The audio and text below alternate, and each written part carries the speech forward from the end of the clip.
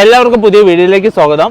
ഇന്ന് ഒരു കസ്റ്റമറിന്റെ റിവ്യൂ ആണ് നിങ്ങളെ ഇന്ന് പരിചയപ്പെടുത്താൻ വേണ്ടി പോകുന്നത്. എന്ന് വെച്ചാൽ ഇവിടെ വന്നിട്ട് എങ്ങനെയാണ് നമ്മളെ കയ്യിൽ നിന്ന് വണ്ടി എടുക്കുന്നതെന്ന്. പക്ഷേ ഇതുവരെ നമ്മൾ വീഡിയോസോ കാര്യങ്ങളോ ഒന്നും അങ്ങനെ ചെയ്തിട്ടില്ലായിരുന്നു. പക്ഷേ ഒരുപാട് പേർക്ക് ഡൗട്ട് കാര്യങ്ങളൊക്കെ ഉണ്ട്. അതൊന്ന് ക്ലിയർ ചെയ്യാനും നമ്മൾ എങ്ങനെയാണ് ഓരോരുത്തരിലേക്ക് വണ്ടി എത്തിക്കുന്നതിന് പ്രോപ്പറായിട്ട് നിങ്ങളിലേക്ക് അറിവിന് വേണ്ടിയാണ് കസ്റ്റമറുടെ റിവ്യൂ ഷെയർ ചെയ്യുന്നത്. എനിക്ക് ഒരു പരിചയ കാര്യങ്ങളൊന്നുമില്ല. ഞങ്ങൾ പരിചയമായത് വാട്സപ്പ് ത്രൂ ആണ്. എന്ന് വെച്ചാൽ എനിക്കൊരു മെസ്സേജ് വന്നു, ഹായ് എന്ന് പറഞ്ഞ്. അപ്പം അതിന് റിപ്ലൈ എന്ന് വെച്ചാൽ വണ്ടി വേണം, കാര്യങ്ങൾ പറഞ്ഞു, അതിൻ്റെ ഡീറ്റെയിൽസ് പറഞ്ഞു. അപ്പം നമുക്ക് അത് നമ്മളെ ബ്രോയോട് തന്നെ ചോദിച്ചിട്ട് അറിയാം. ബ്രോയുടെ പേരെന്താ? എൻ്റെ പേര് മിഥിലാജ്. മിഥിലാജ്. എവിടുന്നാണ് വരുന്നത്? കാസർഗോഡ്. എന്നെ എങ്ങനെ പരിചയം? വാട്സപ്പ് വഴി യൂട്യൂബിൽ കണ്ട് പിന്നെ വാട്സപ്പ് വഴി മെസ്സേജ് ഓക്കെ. അപ്പൊ അങ്ങനെയല്ല, ഇപ്പൊ ഒരുപാട് പേര് വീഡിയോസ് കാര്യങ്ങളൊക്കെ ചെയ്യുന്നുണ്ട് ഡൽഹിയിൽ. അപ്പം എന്റെ വണ്ടി അല്ലാതെ ഞാൻ കാണിച്ചു തരുന്ന വണ്ടി എടുക്കാനുള്ള കാരണം എന്താ? കാരണം എന്റെ വണ്ടി വെച്ചാൽ എല്ലാം നല്ല ക്വാളിറ്റി ഉണ്ട് വണ്ടി, പിന്നെ ജെന്യൂൻ ആയിട്ട് എല്ലാ കാര്യങ്ങൾ പറയുന്നുണ്ട്. ഞാൻ നാട്ടിൽ നിന്ന് ഈ RC അച്ചപ്പോ നമ്പർ ഹിസ്റ്ററി ഒക്കെ ചെക്ക് ചെയ്തിട്ടാണ് ഇവിടേക്ക് വന്നത് വണ്ടി. ഞാൻ ബ്രോയ്ക്ക് ഡീറ്റെയിൽസ് അയച്ചു തന്നായിരുന്നു. അതായത് ഞാൻ ആദ്യം ബ്രോയ്ക്ക് ഒരു വണ്ടി അയച്ചു തന്നായിരുന്നു. ആ വണ്ടിക്ക് അയച്ചു തന്നപ്പം അതിന്റെ ഹിസ്റ്ററി കാര്യങ്ങളൊക്കെ മുഴുവന് അതിന്റെ സ്പെഷ്യൽ, അതായത് ഗ്രൂപ്പിൽ വരുന്നതിനേക്കാളും കൂടുതൽ ബ്രോയോട് ഞാൻ ഷെയർ ചെയ്തായിരുന്നു. അപ്പം കൂടുതൽ ഫസ്റ്റ് വണ്ടിക്ക് ബ്രോ എനിക്ക് ബുക്ക് ചെയ്തായിരുന്നു. അതായത് ഫസ്റ്റ് വണ്ടി അതായത് ഇവര് എനിക്ക് നേരത്തെ ഒരു വണ്ടി ബുക്ക് ചെയ്തായിരുന്നു. അപ്പൊ ബ്രോയ്ക്ക് എനിക്ക് തോന്നുന്നു ഒരു 5 to 7 days സമയം വേണമെന്ന് പറഞ്ഞായിരുന്നു. പക്ഷെ അങ്ങനെ ആ ഒരു കസ്റ്റമർക്ക് കൊടുക്കാൻ പറ്റിയിട്ടില്ല. അപ്പം എനിക്ക് ബ്രോ ആദ്യം ഇട്ട് എത്ര എമൗണ്ട് ആയിരുന്നു? അതായത് ആദ്യം നമ്മൾ 2018 V ഓപ്ഷൻ ബുക്ക് ചെയ്തായിരുന്നു. അപ്പൊ എത്ര എമൗണ്ട് ആണ്? 10,000. ഞാൻ ആ എമൗണ്ട് ബ്രോയ്ക്ക് തിരിച്ചു തന്നോ? തിരിച്ചു തന്നു. ഓക്കെ. അതെന്ന് വെച്ചാല് ഇപ്പം എനിക്ക് ആ വണ്ടി കൊടുക്കാൻ സാധിച്ചില്ല. എന്ന് വെച്ചാല് ഞാൻ പറഞ്ഞ റേറ്റിനേക്കാളും കൂടുതൽ കൊടുത്ത് അതായത് കസ്റ്റമറുടെ വീട്ടിൽ നിന്ന് തന്നെ ബ്രോക്കർ ആ വണ്ടി മേടിച്ചോണ്ട് പോയി. അപ്പം എന്ന് പറഞ്ഞാൽ എൻ്റെ കയ്യിൽ നിന്ന് പോയ വണ്ടിയാണ്. അപ്പം തന്നെ ആ ഓൺ ദ സ്പോട്ടിൽ എൻ്റെ അക്കൗണ്ടിൽ വന്നപ്പം തന്നെ ട്രാൻസ്ഫർ ചെയ്ത് കൊടുത്തു. അതായത് ടോക്കൺ മണി മേടിക്കുന്നതെന്ന് പറഞ്ഞാൽ കൺഫർമേഷന് വേണ്ടിയാണ്. ഇപ്പം നിങ്ങൾക്കൊരു വണ്ടി ഇഷ്ടപ്പെട്ടു, പൂർണ്ണമായിട്ട് സാറ്റിസ്ഫൈഡ് ആയി, എന്നിട്ട് വേണം നമ്മൾ ടോക്കൺ മണി ഇട്ടാൽ. ടോക്കൺ മണി ഇടുന്ന ഫണ്ടുകൾ റീഫണ്ടബിൾ അല്ല. എന്ന് വെച്ചാൽ നമ്മൾ പാർട്ടിക്ക് അയച്ചു കൊടുക്കുന്ന ഫണ്ടാണ്. അപ്പോൾ ഒരിക്കലും അത് റീഫണ്ടബിൾ അല്ല. ഇനി പറയുന്ന കാര്യങ്ങൾക്ക്, അതായത് ഞാനിപ്പം അതായത് നമ്മൾ നോർമൽ വണ്ടിയുടെ കേസിൽ എന്തെങ്കിലും റീപ്ലേസ്മെന്റ് കാര്യങ്ങളൊക്കെ വന്നു കഴിഞ്ഞാൽ നമ്മൾ അത് പറഞ്ഞിട്ടാണ് വിൽക്കുന്നത്. അതായത് എന്ത് ചെറിയ കാര്യമാണെങ്കിലും പറഞ്ഞിട്ടാണ് വിൽക്കുന്നത്. അതിലെന്തെങ്കിലും മാറ്റം ഉണ്ടെങ്കിൽ ഞാൻ ടോക്കൺ മണി റിട്ടേൺ തന്നെ, അതായത് ഇന്ന് നിങ്ങൾക്ക് വന്നിട്ട് കണ്ടിട്ട് ഞങ്ങൾ പറഞ്ഞതിൽ എന്തെങ്കിലും തിരുത്തോ കാര്യങ്ങളോ വന്നു കഴിഞ്ഞാൽ ഓൺ ദ സ്പോട്ടിൽ തന്നെ പേയ്മെന്റ് ഫുള്ള് നിങ്ങൾക്ക് റിട്ടേൺ തരുന്നതാണ്. അല്ലാത്ത പക്ഷം നമ്മൾ കസ്റ്റമർക്ക് അയച്ചു കൊടുക്കുന്നതാണ്. ഒരിക്കലും എനിക്ക് കിട്ടുന്ന പേയ്മെന്റ് അല്ല. അപ്പം ഈ വണ്ടിയുടെ ഡീറ്റെയിൽസിലേക്ക് വരാം. വണ്ടിയുടെ മുഴുവൻ ഡീറ്റെയിൽസ് ബ്രോയ്ക്ക് അയച്ചു തരുന്നായിരുന്നു.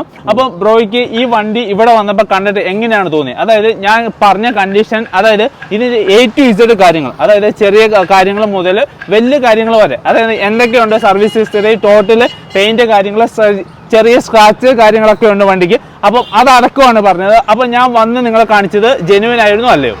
അതൊക്കെ ജെന്യുവൻ. ഈ പറഞ്ഞ കാര്യങ്ങളൊക്കെ പക്കായിട്ടുണ്ടായിരുന്നു. കാര്യങ്ങൾ പറഞ്ഞു തന്നെ എന്നോട് മുൻകൂട്ടി പറഞ്ഞു. കുറച്ച് സ്ക്രാച്ച് കാര്യങ്ങളെല്ലാം ഉണ്ട്, കുറച്ച് പെയിന്റിങ് കാര്യങ്ങൾ ചെയ്യേണ്ടി വരും. അതിപ്പോൾ ഞാൻ വന്നിട്ട് കണ്ടിട്ട് അങ്ങനെ കണ്ട്, അപ്പോൾ അതുകൊണ്ട് ആ ബാക്കി എമൗണ്ട് കൊടുത്തിട്ട് ഞാൻ വണ്ടി എടുത്തു. ഓക്കെ. ഞാൻ ഗ്രൂപ്പിൽ ഇടുന്നതെന്ന് പറഞ്ഞാൽ ഒരു ഫിക്സഡ് പ്രൈസ് അല്ല ഇടുന്നത്, ഒരു നെഗോഷ്യബിൾ പ്രൈസ് ആണ് ഇടുന്നത്. അപ്പം ബ്രോയ്ക്ക് അത് നെഗോഷ്യബിൾ ചെയ്ത് കിട്ടിയില്ലേ? നെഗോഷ്യബിൾ, അതായത് പാർട്ടിയുടെ അടുത്ത് നിന്ന് തന്നെ നെഗോഷ്യബിൾ ചെയ്ത് കൊടുത്തിട്ടുണ്ട്. അതെന്ന് വെച്ചാൽ ഒരു ഫിക്സഡ് പ്രൈസ് ഞാൻ ഒരിക്കലും പറയാറില്ല. എത്ര രൂപയ്ക്കാണോ കസ്റ്റമർ തരുന്നത് ആ പ്രൈസ്, അതായത് പാർട്ടി തരുന്നത് ആ പ്രൈസിക്ക് എനിക്ക് കൊടുക്കാൻ സാധിച്ചിട്ടുണ്ട്.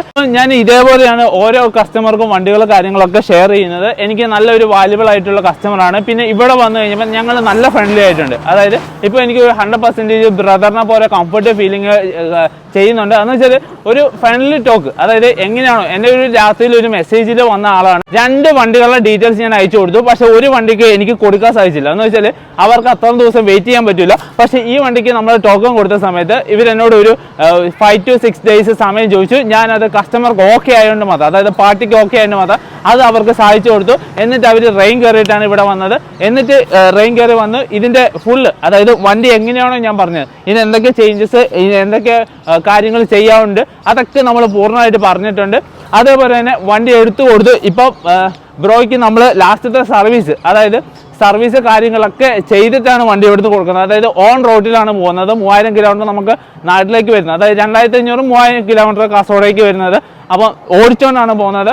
ഇതേപോലത്തുള്ള കസ്റ്റമർക്ക് താല്പര്യമുള്ള ഇവിടെ വന്നിട്ട് എടുക്കാൻ താല്പര്യമുള്ളവർക്ക് നമ്മൾ സപ്പോർട്ട് ചെയ്യുന്നു. ഇപ്പം നിങ്ങൾ ഫൈൻഡ് ചെയ്യുന്ന വണ്ടികൾ, അതായത് നിങ്ങൾ കാണിച്ചു തരുന്ന അല്ലെ ഫൈൻഡ് ചെയ്യുന്ന വണ്ടികളാണെങ്കിൽ നമ്മൾ ചെറിയ കമ്മീഷൻ വ്യവസ്ഥയിൽ നമ്മളത് ചെയ്ത് കൊടുക്കുന്നതാണ്. അത് നിങ്ങൾക്ക് തന്നെ ഫൈനൽ ബില്ല് കാര്യങ്ങളൊക്കെ ആക്കാം. നമ്മൾ പോയി അത് ചെക്ക് ചെയ്ത് കാര്യങ്ങളൊക്കെ കസ്റ്റമർക്ക് പറഞ്ഞു കൊടുക്കുന്നതാണ്. അതായത് ഞങ്ങൾ കണ്ടുപിടിക്കുന്ന വണ്ടികൾക്ക് ഞങ്ങൾ വാട്സപ്പിൽ അതേപോലെ യൂട്യൂബ് ചാനലിൽ ഫുള്ള് ഡീറ്റെയിൽസ് കാര്യങ്ങളൊക്കെ ഷെയർ ചെയ്യുന്നുണ്ട്. പേയ്മെൻറ്റ് കാര്യങ്ങളൊക്കെ, അതായത് ടോക്കൺ മണി അയക്കുന്നതെന്ന് വെച്ചാൽ എൻ്റെ സ്കാനറിലാണ് ടോക്കൺ മണി, അതായത് മാർക്കറ്റ് സെൻറ്ററിൻ്റെ സ്കാനറിലാണ് ടോക്കൺ മണി അയക്കുന്നത്. ബാക്കി പേയ്മെൻറ്റ് കാര്യങ്ങളൊക്കെ പോകുന്നത് ഡയറക്റ്റ് ആരാണോ പാർട്ടി, അതായത് ഓണർ ആരാണോ അവർക്കാണ് കൊടുക്കുന്നത്. അപ്പം ഇനി നല്ല വണ്ടികൾ ഡീലറിൻ്റെ അടുത്ത് നിന്ന് കിട്ടിയാലും അതേപോലെ അത് അത്ര ക്വാളിറ്റി ഉള്ള വണ്ടികൾ ഡീലറിൻ്റെ അടുത്ത് നല്ല മിതമായ റേറ്റിൽ, അതായത് റീസണബിൾ പ്രൈസ് കിട്ടിയാൽ നമ്മൾ മേടിക്കുന്നതാണ്. അതേപോലെ നിങ്ങൾക്ക് ഏത് വണ്ടികളും നമുക്ക് എൻക്വയറി നടത്താം. നമ്മൾ ചെറിയ വണ്ടികൾ അധികം ചെയ്യുന്നില്ല. ഇന്നോവ ക്രിസ്റ്റ, അതായത് ടൊയോറ്റ വെഹിക്കിൾസും അതേപോലെ പ്രീമിയം വെഹിക്കിൾസും ആണ് ചെയ്യുന്നത്. അപ്പം ഇതേപോലത്തുള്ള വീഡിയോസിന് വേണ്ടി നമ്മുടെ ചാനൽ ഒന്ന് മറക്കാതെ സബ്സ്ക്രൈബ് ചെയ്യുക, ലൈക്ക് ചെയ്യുക, കമൻറ്റ് ചെയ്യുക, ഷെയർ ചെയ്യുക.